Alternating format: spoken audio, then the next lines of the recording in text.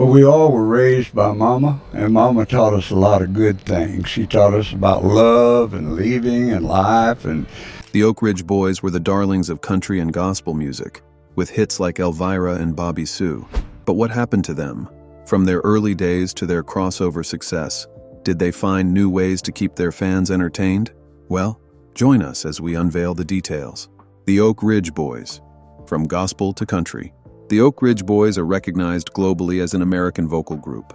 The group was founded in 1943 as the country and gospel act Wally Fowler and the Georgia Clodhoppers, but were soon known as the Oak Ridge Quartet. They became popular in the Southern gospel in the 1950s, after which their name was changed to the Oak Ridge Boys. By the 1960s, they somehow managed to remain a Southern gospel but slowly moved to the contemporary gospel until the mid-1970s, when they decided to go into popular music. They started as the Oak Ridge Quartet back around 1945 and went on to become one of the most popular gospel acts throughout the 50s. By the late 60s, more than 30 members had cycled in and out of the group, and by 1973, its most iconic lineup of William Lee Golden, Dwayne Allen, Richard Sturban, and Joe Bonsall was in place and ready to roll. And we've all spent our whole lives on the road singing, so, it was cut off. Yeah. But I can't tell you that the time at home hasn't been good. The group's unique blend of gospel, country, and pop won audiences over with their heartwarming voices, harmony, and sense of fun. Through the years, they've worked with a list of top artists, from being asked to sing backup on Paul Simon's classic, to collaborating with Brenda Lee, George Jones, Johnny Cash, Bill Monroe, and Ray Charles, among others. They also had the honor of touring with Kenny Rogers, Dottie West, and Dolly Parton. The group consists of Dwayne Allen, Ben James, William Lee Golden, and Richard Sturban. The lineup that produced their most well-known hits like Elvira, Bobbie Sue, and American Made included the likes of Allen, Golden, Sturban, and tenor vocalist Joe Bonsall.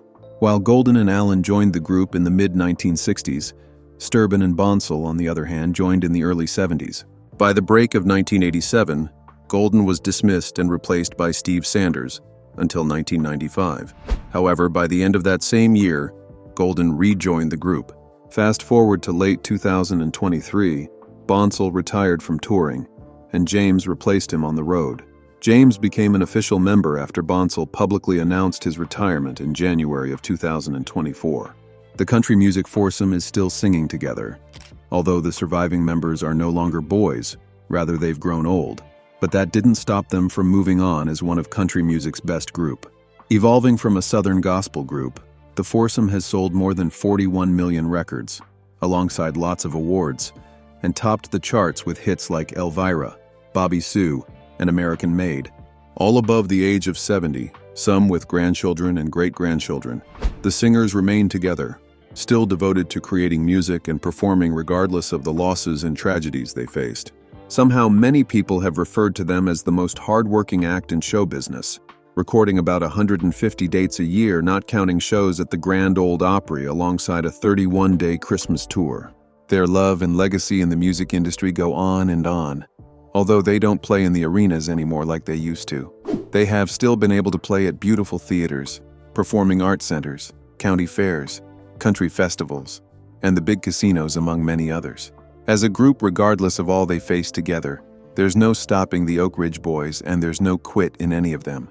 The Oak Ridge Boys' mantra was not only to do it right and to sing right, take care of business, but treat people right. Although the chats and the fame have not been as it was back then at their peak, one thing has been certain. They've always thought of how they can do it better, love and treat people right. Unlike other groups where all it takes is just one guy to say he's done. But for the Oak Ridge Boys, they are all in love with what they do. As for them, it feels like they don't know how to do anything else. As a group, the four guys are so different from one another. But one thing is certain about them. They have an amazing brotherly bond. So many great songs, so much water under so many bridges, so many tears and pain. It has all drawn them even closer together. When they were younger, maybe a little ego and conflict would get in the way. But growing old with grown beards, all they care about is going on to sing. Their harmony is both on stage and off. William Lee Golden was known as the baritone and eldest band member, and he joined the group back in 1965. He grew up in southern Alabama and started singing at the very young age of 7. At that time, he was performing on his grandfather's radio show with his sister. By the time the group started, he had to step away from the band for some years in 1987. During this period, the group's guitarist, Steve Sanders, stepped in to fill in. Aside from being a member of the group, Golden is also a painter and photographer in his spare time. Dwayne Allen, who is a native of Texas, joined the band in 1966 after he had previously performed with the Southern Airs Quartet and the Prophets Quartet. Aside from that, he also has years of training in opera and is both a member of the Texas Gospel Music Hall of Fame and the Texas Country Music Hall of Fame. He is mostly referred to as Ace and has become a skilled producer through the years. In the course of his career, he has co-written The History of Gospel Music and is a big basketball and car fan when he's not singing and performing. His love and passion for restoring classic vehicles is one that he has decided to put on display in what he called the Ace on Wheels Museum. Richard Sturban, on the other hand, is the famous bass singer of the group. He joined the band in 1972, although he was previously part of the J.D. Sumner and the Stamps Quartet, as well as a gospel act called the Keystone Quartet. At a time, he was able to land a gig singing with Elvis Presley on tour. This was when he was working as a menswear salesman, as well as on the King's Records, credits that eventually led him to the Oak Ridge Boys. Like almost everyone else at that time, he was a fan of the Oaks before he eventually became a member. For him, being a member of the group is the fulfillment of a lifelong dream. He started singing at the age of 6, starting as a soprano, then moving to tenor by 7th grade, and, no surprise, bass by the 8th grade. In his free time, he loves baseball and fashion. Aside from that, Sturban loves to exercise, ride his bike, and travel. Still, music holds a special part of his heart. The other artist in the group, Joe Bonsall, though he was born and raised in Philadelphia, the group's tenor, started singing at the age of 4, and somehow he became drawn by gospel in his teen years. After spending some time in the Keystone Quartet, he joined the Oak Ridge Boys in 1973. When he is not doing music, he is a devoted sports fan. In addition to singing, he's also a skilled banjo player, and his impressive picking has been featured on some Oak Ridge Boys albums, such as Rock of Ages. One major thing he derives joy too from doing is writing, and he's had lots of books published already, including a children's series titled The Molly Books and G.I. Joe and Lily, Remembering a Life of Love and Loyalty, a tale inspired by his parents. Ben James come into the Oak Ridge Boys. He's a young guy that was 27 when he joined up with us, but he'd been a fan of ours for many years. And Ben James then came into the picture following the news of Bonsall's departure from the group's tour. He became the group's new youngest member. Earlier in his career, he spent time playing with Doyle Lawson and Quicksilver and the bluegrass duo of Daly and Vincent.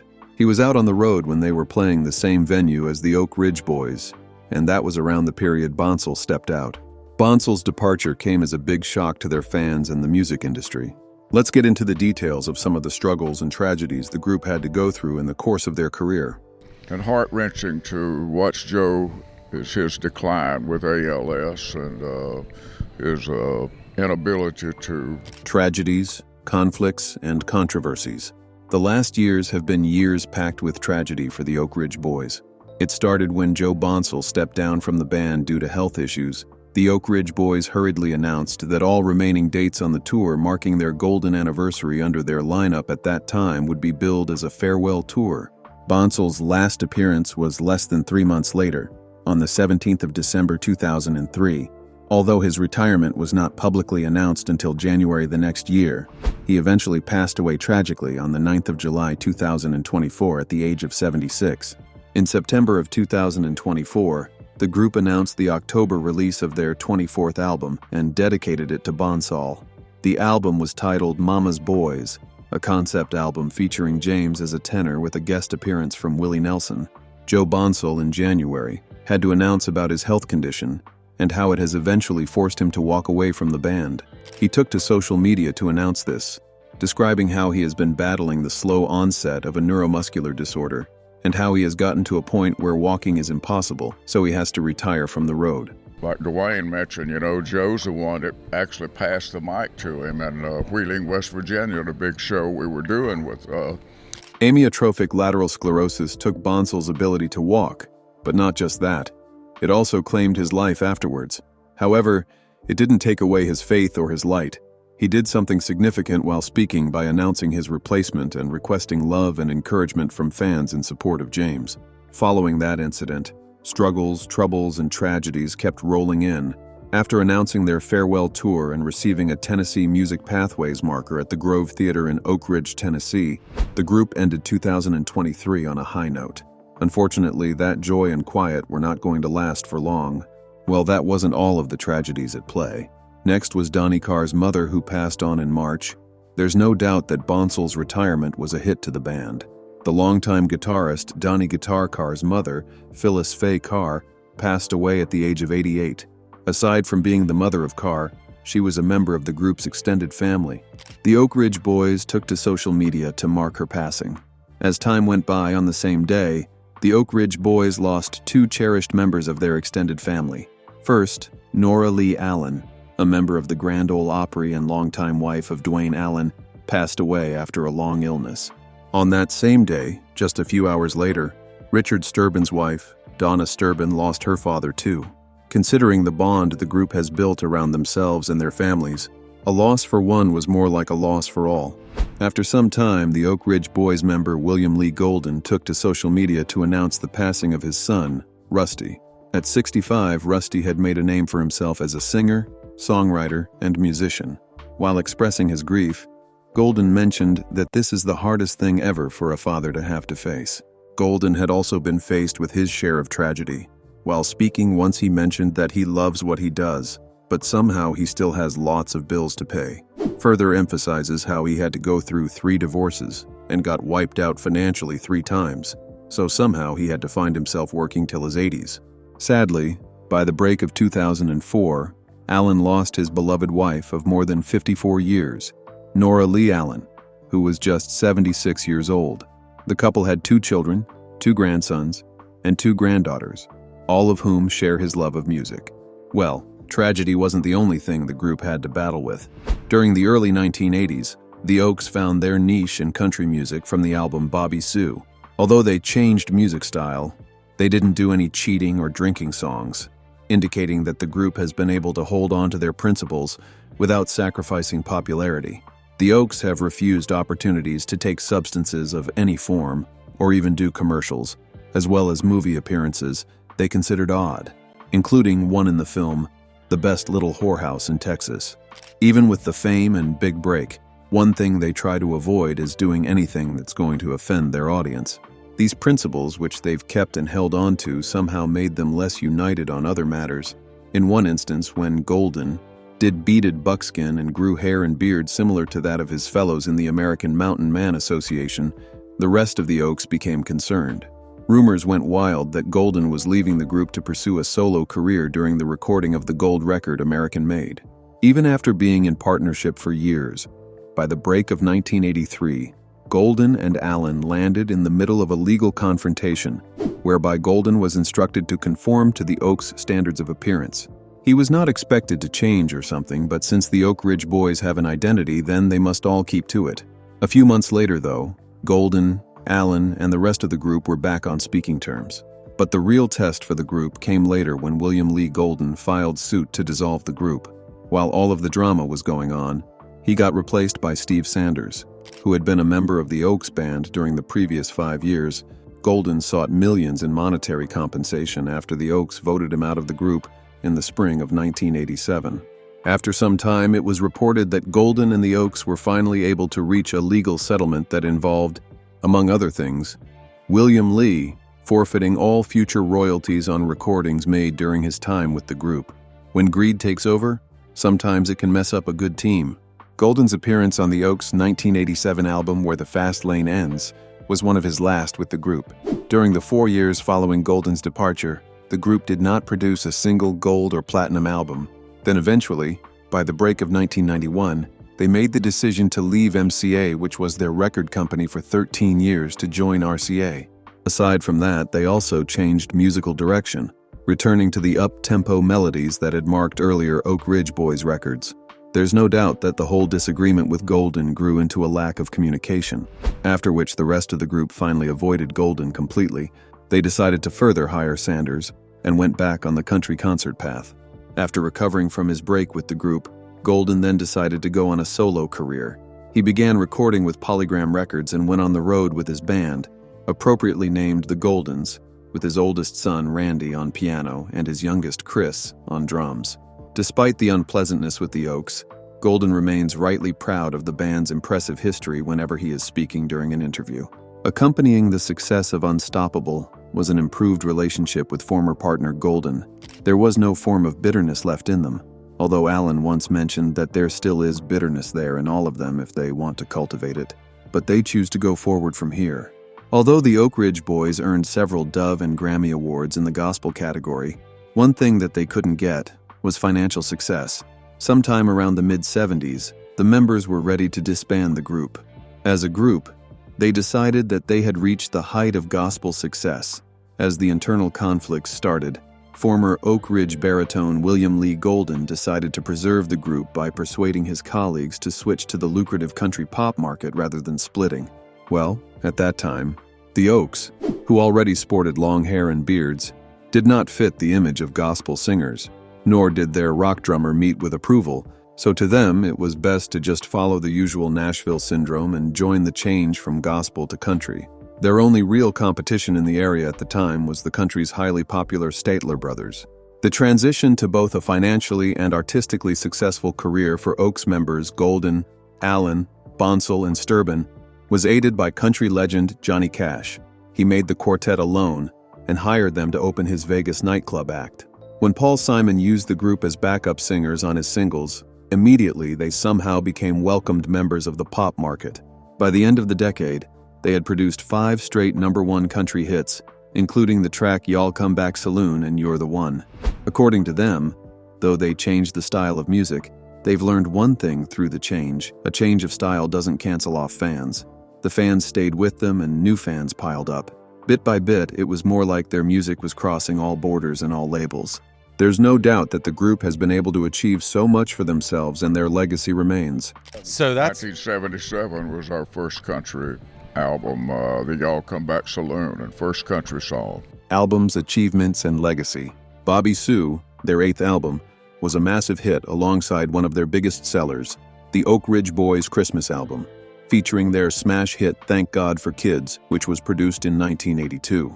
By the time the 9th album was out, American Made, released in January of 1983, it also made its mark, and the hits continued. The title track was used as a TV advertisement for Miller Beer, although the Oaks did not sing in the ad.